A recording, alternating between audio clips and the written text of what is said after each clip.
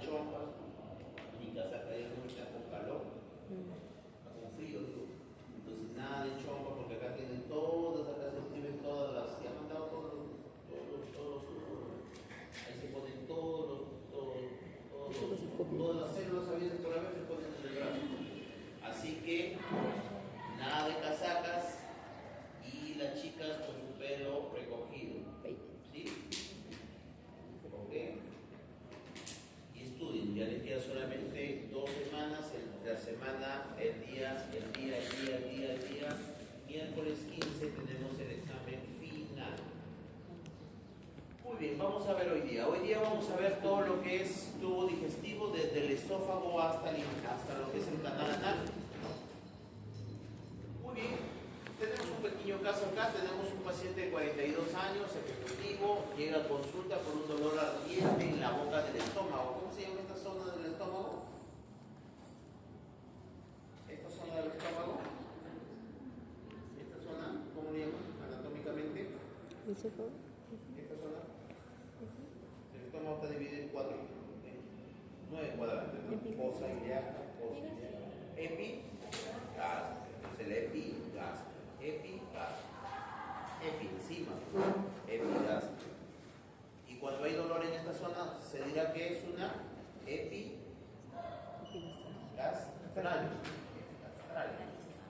También tiene náuseas frecuentes, sensación de llenura y he estado tomando, aquí viene el punto, que he estado tomando antiinflamatorios casi por 3 semanas debido a una lesión deportiva. Entonces la pregunta definitivamente es que esto está produciendo lesión en el estómago. ¿Y qué está pasando a nivel microscópico en la mucosa gástrica? ¿Qué es lo que les podría estar pasando? Pero para poder entender qué está sucediendo tengo que saber cuál es la histología del estómago, si no, no sé qué es lo que está pasando. No sé cómo es el estómago, tengo que saber su histología. Eso es lo que vamos a ver hoy día. Vamos a ver todo lo que es el tubo digestivo desde el esófago hasta el canal anal. Ahora, esta diapositiva es importante porque esto les va a permitir tener un enfoque o una ubicación general y todo prácticamente, todo esto de acá, esta diapositiva se repite en todo el tubo digestivo. Así que, si se aprenden esto, ya se ubican bastante en lo que es el tubo digestivo. Primero, en el tubo digestivo vamos a encontrar 4 capas histológicas. Mucosa, lo que está debajo de la mucosa es la submucosa, la muscular externa o propia y la serosa o adventicia. Entonces, la mucosa, ya sabemos que es un epitelio más lámina propia. ¿Sí? Epitelio más lámina propia. Eso ya lo sabemos.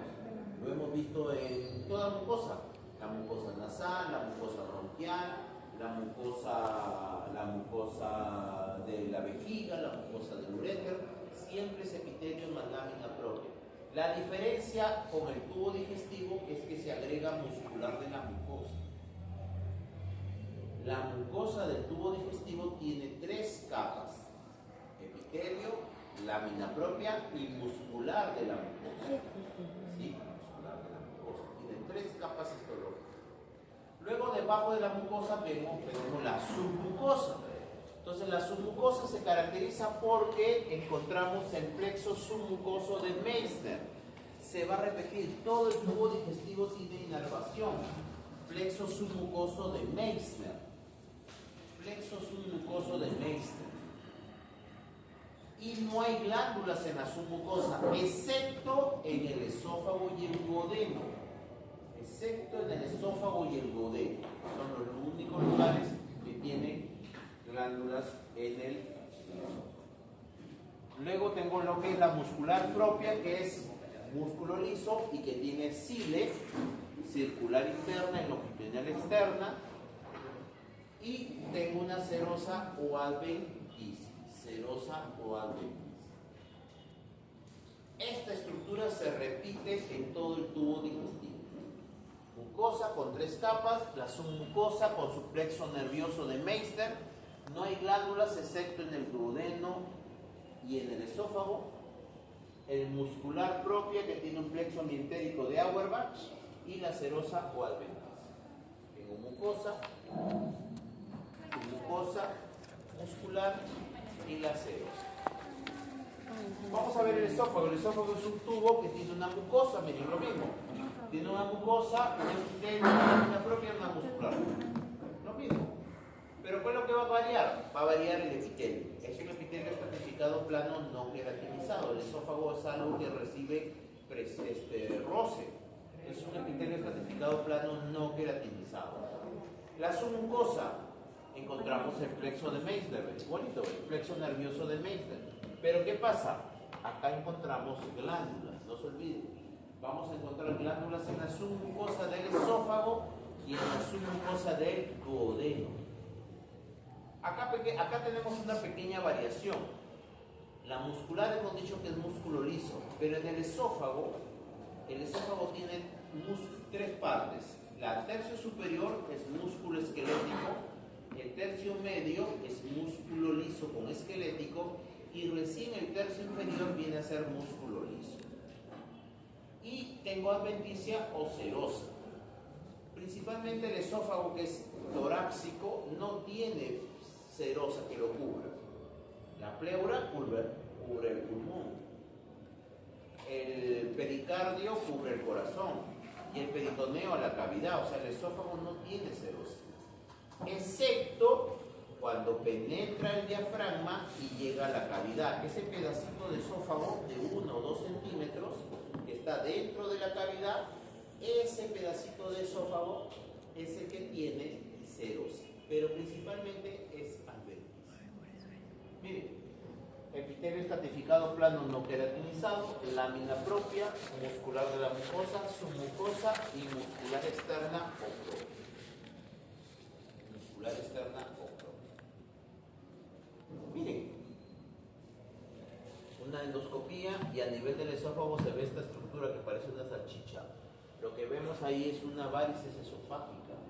Son vasos o venas del esófago dilatadas. Sí, miren, dilatadas. Se rompe y ¿qué va a pasar con el paciente? Hemorragia digestiva. Ahí está. Están en su segundo provecho. ¿Qué hacen ahí? Y todavía es el papá del jefe de la ronda.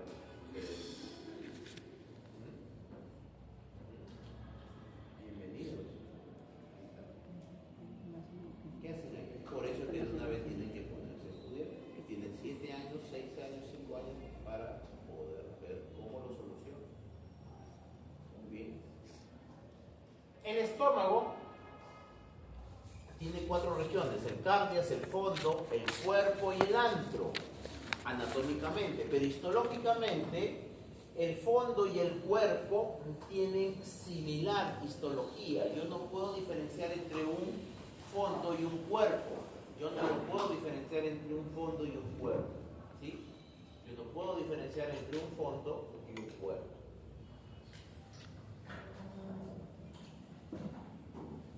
Y lo que más va a variar en todo ese cuadrito que hemos visto es la mucosa. ¿Sí? Si ustedes se dan cuenta, es lo mismo, sino lo que varía es el epitelio estratificado plano no queratinizado del esófago. Acá el esófago tiene un epitelio cilíndrico simple, o secretor de moco. Además, el estómago no tiene una mucosa, digamos, llana, sino que hace unos pliegues hacia adentro. Esos pliegues se llaman foviolas o fositas gástricas. Foviolas. Se meten.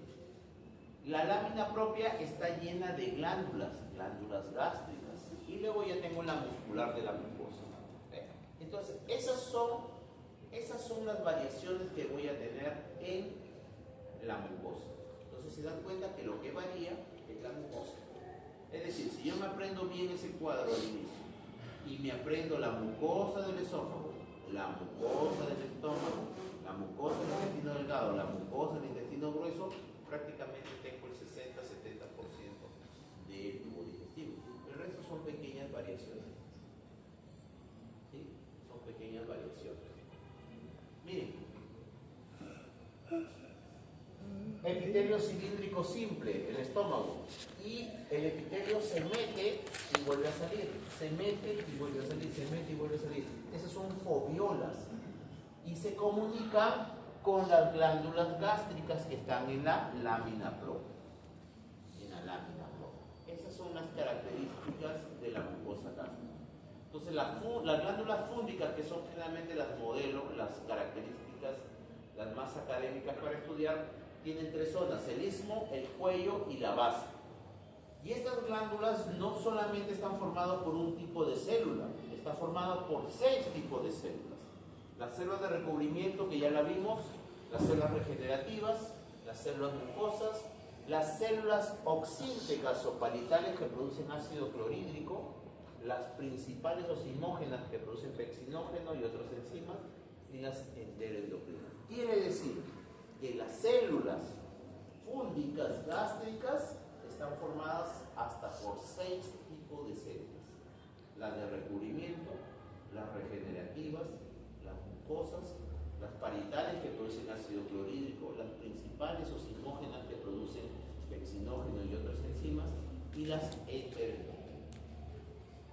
Cuando veamos intestino delgado, también hay glándulas en el intestino delgado, y también cada glándula tiene su célula, provecho.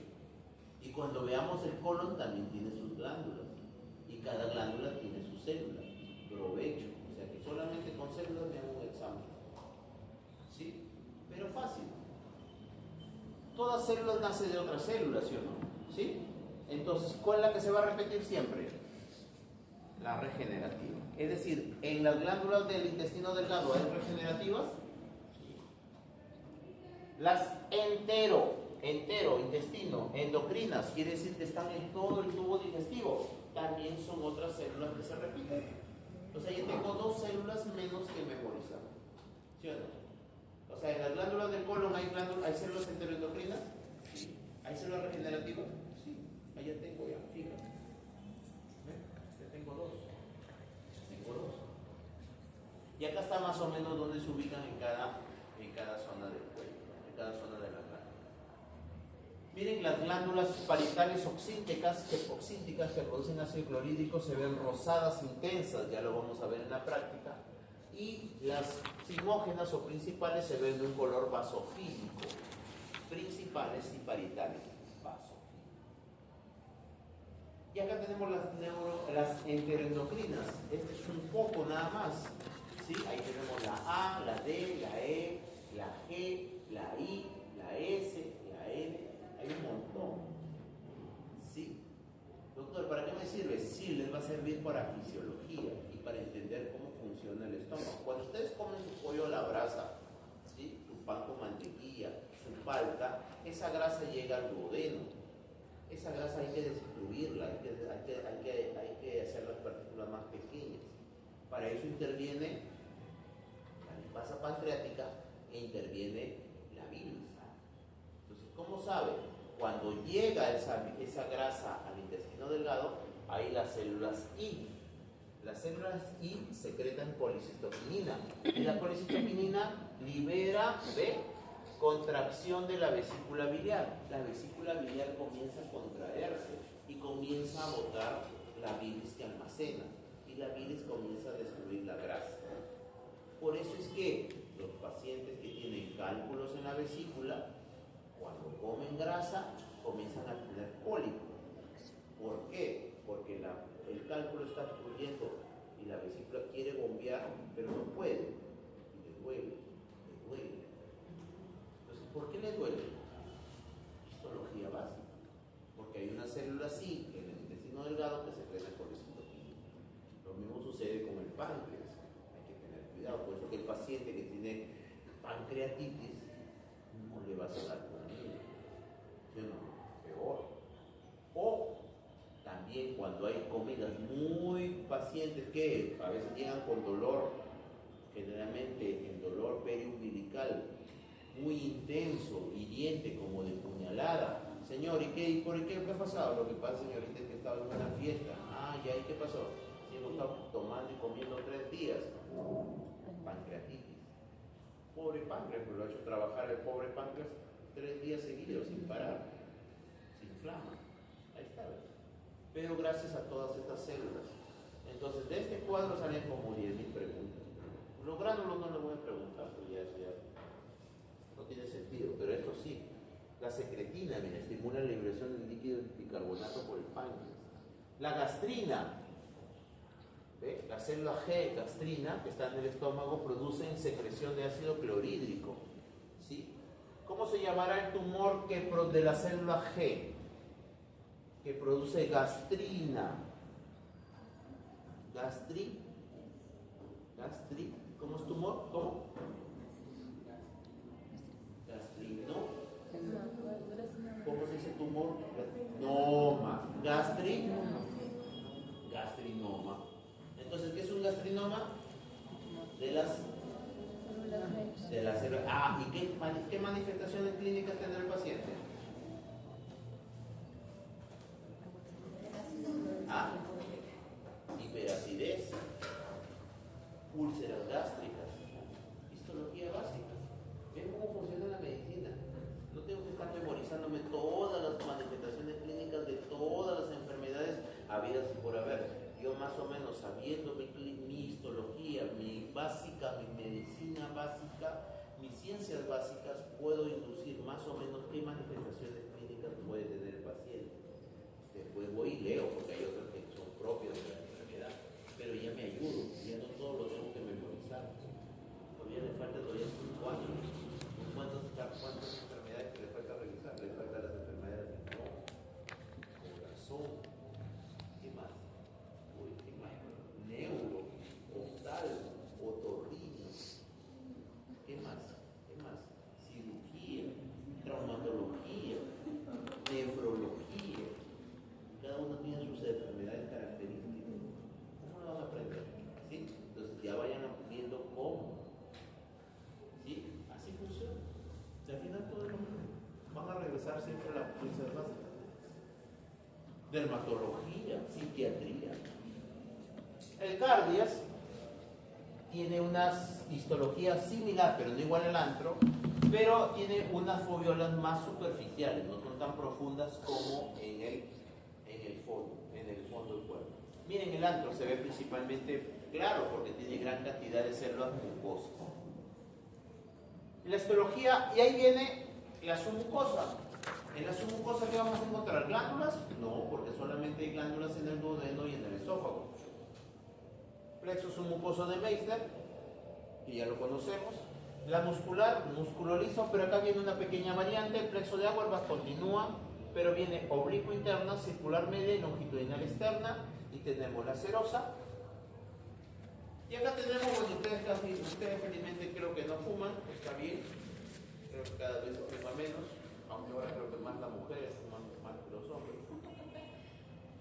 A veces consumen AINES, hay que tener cuidado con los AINES, porque producen daño renal también. No estén tomando AINES. Miren acá, ¿ya terminaron sus exámenes de tercera unidad todavía? ¿Todavía? ¿Cuándo terminan? Ah, ¿esta semana? Y si la otra semana ya una semana más y ya estamos en la cuarta. Ahí nomás empieza. O sea, está peor que él. ¿Ah? ¿Está peor que él? Claro, porque acá está terminando la tercera ya. Acá estamos en la tercera semana y acá está lo de la cuarta ya. Ahí nomás. Ya en un par de semanas. 2 semanas. No es que son un par, no. Es en 2 semanas. Ya empiezan la otra lista de exámenes. No está peor que él. Pero a algunos les vale, se van a la feria igual. ¿Sí o no? No le cuesta, pues no le cuesta. No sabe su papá,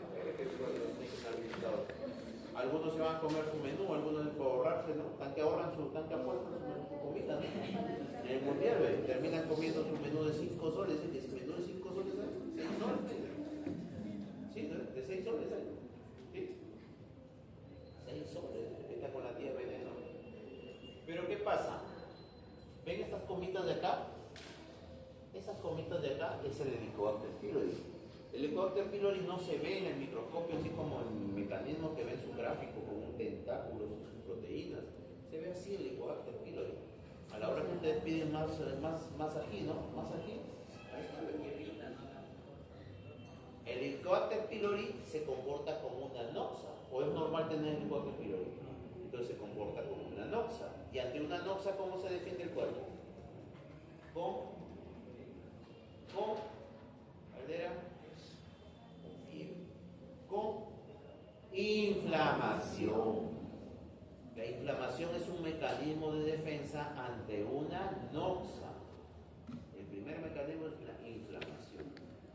Entonces se comporta como una noxa y produce inflamación. Inflamación de la mucosa gástrica, o sea, una gastritis. ¿Y qué pasa? Sigue la noxa, 1 año, 2 años, 3 años, 4 años, 5 años, el cuerpo trata, la inflamación no puede, entonces el cuerpo comienza a ver cambios en el epitelio. El epitelio cambia, de un epitelio gástrico cambia a un epitelio de intestino delgado, eso se llama metaplasia, pero eso implica ya jugar con genes, ya manipular genes. Si sigue la noxa, ya estamos hablando de displasia, malformación, displasia leve, moderada, severa, adenocarcinoma. Entonces, del Helicobacter pylori pasamos de una gastritis a un adenocarcinoma. ¿Sí? Yo digo que el Helicobacter pylori en realidad sí es normal presentar en el estómago, pero en cantidades ya... Bueno, no sé hasta qué punto sea normal y cuánto será el punto de corte, porque la presencia de Helicobacter ya le da tratamiento a los gastroenterólogos.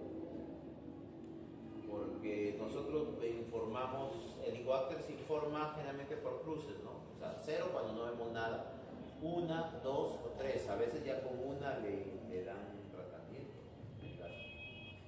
Y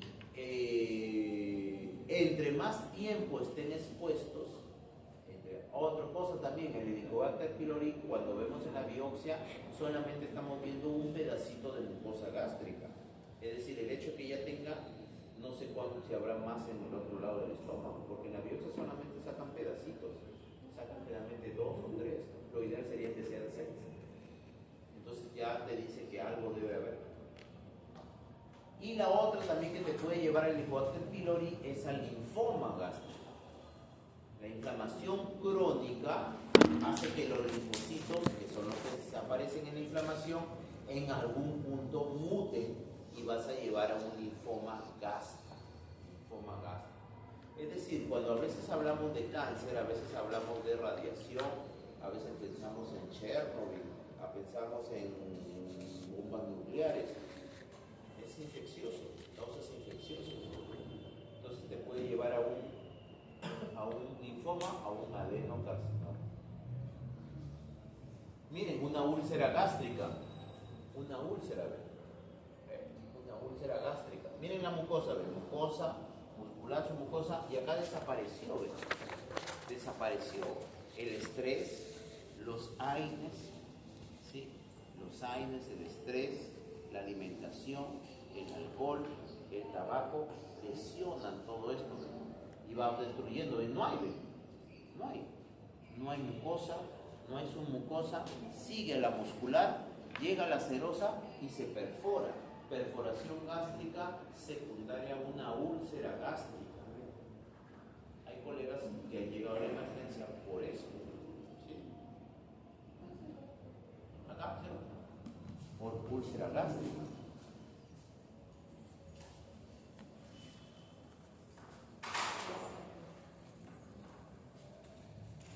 Por úlcera gástrica.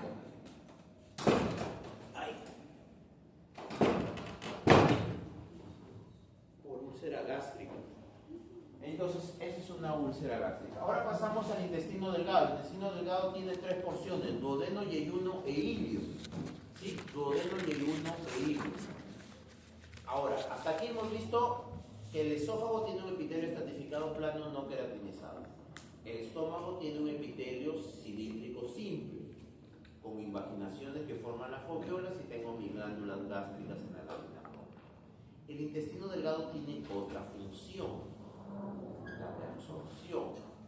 Entonces tiene que cambiar su mucosa. ¿Qué cambio va a haber? Primero, las células van a tener microvellosidades.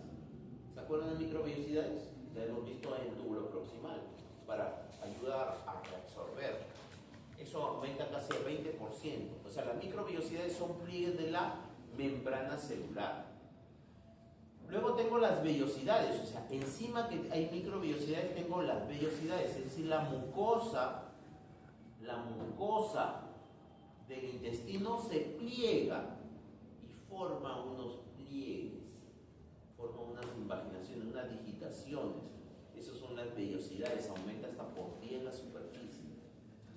Y luego tengo unos pliegues mayores, que es la submucosa. La submucosa se pliega, empuja todo y regresa. Submucosa, esos son los pliegues circulares. Esas son las características que vamos a ver, o las modificaciones que vamos a ver en la superficie luminal, en la superficie de la luz del intestino. La presencia de microvellosidades, de vellosidades y pliegues circulares. A nivel celular, a nivel de la mucosa y a nivel de la submucosa con la submucosa. ¿Sí? ¿Sí? Por eso que ustedes no han visto no han comido mononguito o no han comido mononguito. ¿Sí? ¿Caucao? ¿No han comido? ¿No? ¿Sí? ¿Han visto el caucao? ¿No han visto como felpadito? ¿Sí? Ahí está, pues están comiendo las vellosidades. Las vellosidades, los pliegues circulares. ¿Sí? La próxima vez que coman, incluso agarran las tiritas. Si ustedes ven las tiritas, ahí se ven las capas histológicas. ¿No se dan cuenta? Ah, bueno, porque no sabían histología, pero ahora van a pedir caucao. Mononguito a la italiana, porque el mononguito a la italiana son largos. ¿Sí o no? El caucao es cuadradito, pero si tienen mononguito a la italiana, se ven ahí los pedacitos largos. Y ahí se ve la mucosa, la submucosa, la muscular, la serosa. El caucao no, porque el caucao son cuadrados. No me estamos mal comido. No juegan, no se enferman. Entonces, estas son las vellosidades. Es la mucosa, ¿ves? La lámina propia y el epitelio y la mucosa. Y este es el pliegue circular, miren, vellosidad muscular de la mucosa, submucosa muscular. Miren la submucosa. Lo que hace la submucosa es eleva todo y luego cae. Es un pliegue circular o válvula de Kerr. Son pliegues. Son modificaciones de la luz del intestino delgado. Entonces, ¿qué epitelio vamos a encontrar en el intestino delgado? Con esos cambios vamos a encontrar primero microvellosidades. Entonces, un epitelio cilíndrico simple con microvellosidades. Eso no hay en el estómago. El estómago es un epitelio cilíndrico simple. Acá hay con microvellosidades y aparecen unas células que ya es conocida por nosotros. Las células caliciformes. ¿Se acuerdan del aparato respiratorio? Que producen moco. Y es lógico, pues, porque viene el quimoácido. Viene el ácido del estómago, lo tengo que frenar con moco. ¿Sí? Tengo que protegerme. Células caliciformes. Células caliciformes. La lámina propia encontramos glándulas. Las glándulas de Lieberkühn o criptas de Lieberkühn. Y la muscular de la mucosa. Acá están, ¿bien? Epitelio, entonces, ¿qué epitelio hay en el intestino delgado? Epitelio cilíndrico simple con microvellosidades y células caliciformes. Es diferente que el estómago. La microvellosidades es a nivel celular. Vellosidad, cripta de Lieberkühn. Cripta de Lieberkühn. ¿Qué células vamos a encontrar en la cripta de Lieberkühn? Fácil, miren. Regenerativas, ya las conocemos. Enteroendocrinas, ya las conocemos. No tengo que memorizar. Las absortivas con microvellosidades, las células caliciformes. Ahí tengo mis 4 células, ¿sí? Que ya vienen del mismo epitelio. Y la única que sí, que viene, que sale del conjunto y que es algo nuevo, es la célula de Panay, que es característica del intestino delgado. Miren, las vellosidades y las criptas de Lieberkühn. Entonces la cripta de Lieberkühn tiene células absortivas y la mitad inferior igual, ¿no? Como se va distribuyendo, pero son igual las 5 tipos de células. Células regenerativas, más o menos demoran de 5 a 7 días en regenerarse. Y en el fondo de la cripta encontramos estas células rojas intensas, son las células de Panay, que más o menos viven 20 días y secretan defensina, lisocima. Son defensivas. Luego, ¿qué tenemos? La submucosa. ¿Hay glándulas en la submucosa del intestino delgado?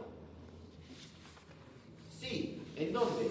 En el duodeno. Por eso, ¿quién tiene glándulas en la submucosa?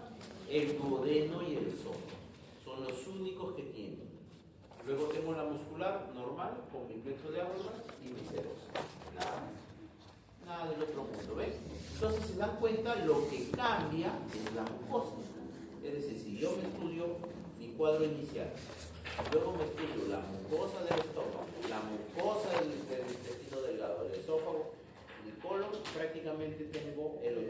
70% estudiado de este flujo. Las probabilidades son varias.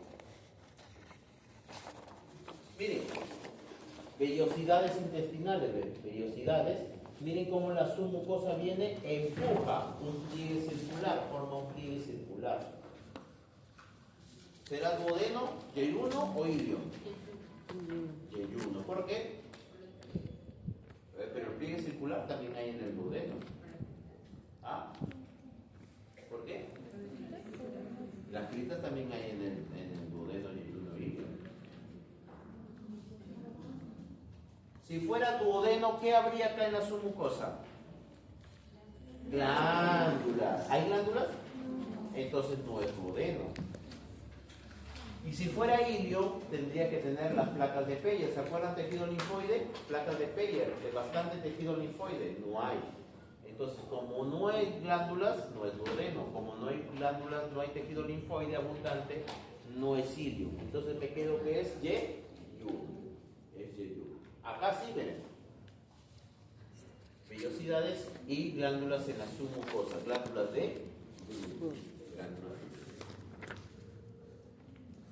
Ahora, cada una de las zonas, el duodeno, yeyuno, ilio, tiene sus diferencias. Acá, por ejemplo, el ilio tiene las placas de Peyer, que son tejidos linfoides abundantes. Cada uno de estos tiene sus diferencias, pero es fácil. El colon no tiene vellosidades y el colon tiene abundantes células caliciformes. Entonces, ¿qué va a pasar? Entre más me acerque al colon, más me voy a parecer al colon. ¿Sí o no? Entonces, ¿las vellosidades dónde van a ser más abundantes y más grandes? ¿En el duodeno o en el ilio?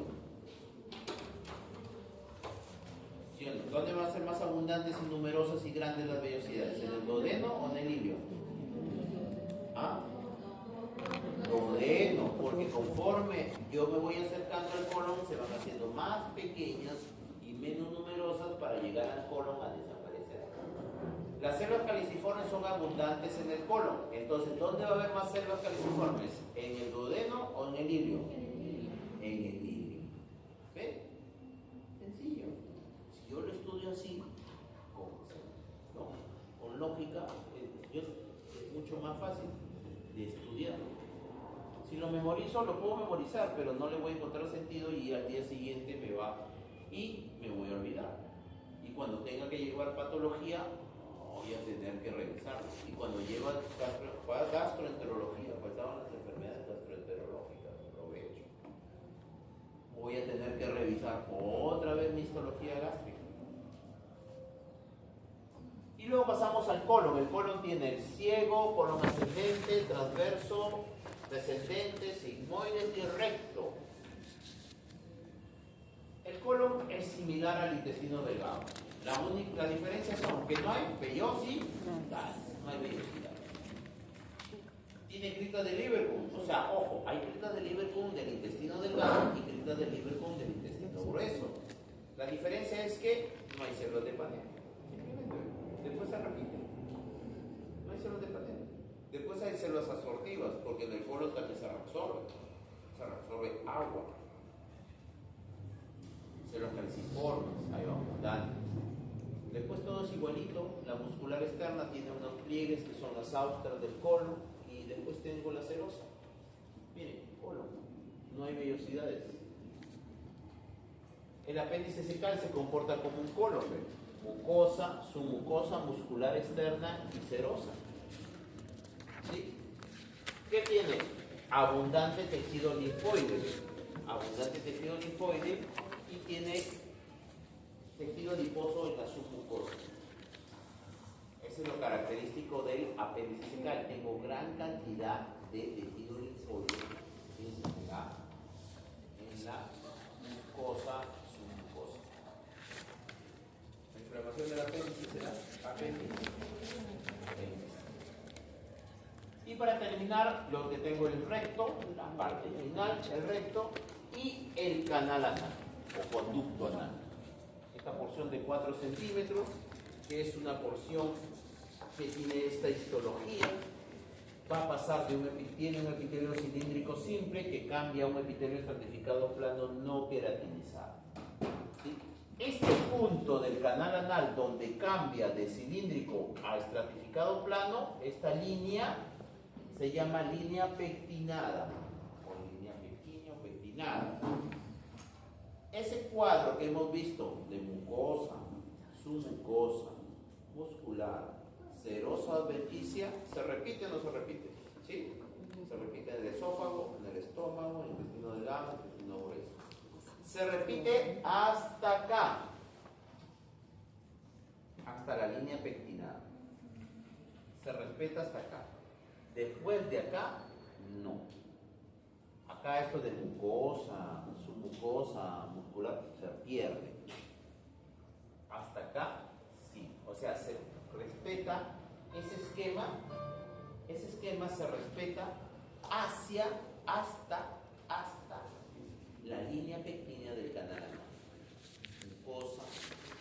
Después de la línea pectinada acá, la muscular externa viene a ser el esfínter anal interno y el músculo del periné forma el esfínter anal externo.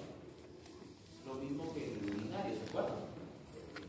Por eso que cuando ustedes se van y se comen su menú de 5 soles, 6 soles, y les cae mal, vienen corriendo acá a la universidad, ajustando, ¿sí o no? ¿Qué ajustan? Ah, los músculos del periné, ¿sí o no? Claro, ajustan. El esfínter anal externo, ¿sí o no? Claro. Por eso que también hemos usado pañales, ¿sí o no? Porque hemos tenido que aprender a controlar ese músculo externo. La buena o la mala, ¿no? Entonces, el canal anal pasamos de un epitelio cilíndrico simple a un epitelio estratificado plano no queratinizado, y en el anito sí es una epidermis, ¿no? El anito es una piel, el epitelio estratificado plano queratinizado. Después la muscular de la mucosa hasta la línea pectinada. La submucosa que encontramos, ¿qué creen que encontramos acá? Los plexos hemorroidales, venas. De ahí vienen las hemorroides internas y hemorroides externas. ¿Sí? Hay hemorroides externas. ¿Qué son las hemorroides? Son estas dilataciones congestivas de los plexos venosos hemorroidales. Y para entender aquí en anatomía iban a tener que hacer todo el drenaje venoso, porque esto está regresando. ¿Y hacia dónde drena esta sangre?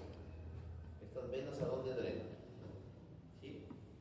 Entonces hay patologías que tienen que ver abdominales que se pueden manifestar con este tipo de lesión.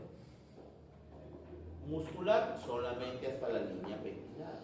¿Ven? Todo se repite, está todo igualito, pero hasta la línea pectinada. Luego ya acá. Miren acá, tenemos el recto,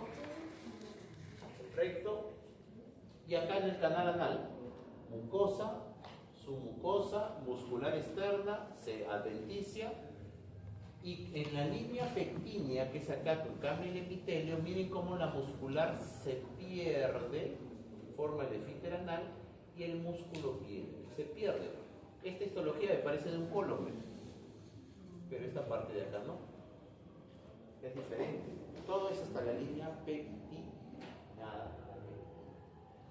Y eso es todo el intestino delgado. Es bastante, así que este es un mini resumen. En su libro hay mucho más, pero al final, si se dan cuenta, si le encuentran un poquito de lógica, se repite todo. Se repite. ¿Alguna pregunta? ¿Nada? ¿Han asustado? Veo que